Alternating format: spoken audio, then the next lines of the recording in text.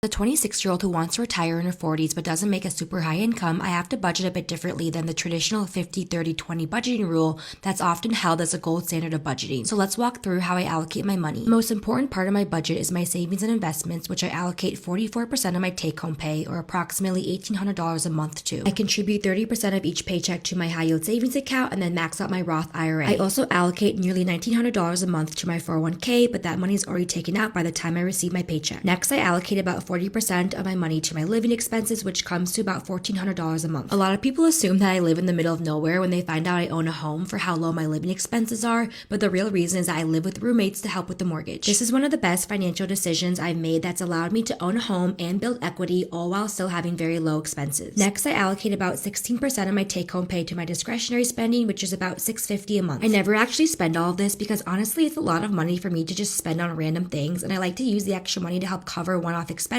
for things like when my car insurance is due or when my license tabs have to be renewed, and that way I don't have to withdraw from my savings. Lastly, I allocate about 7% of my take-home pay to debt, which is my $300 car payment. I only have one payment left until my car is fully paid off, and then I will reallocate that money to be invested in my 401k.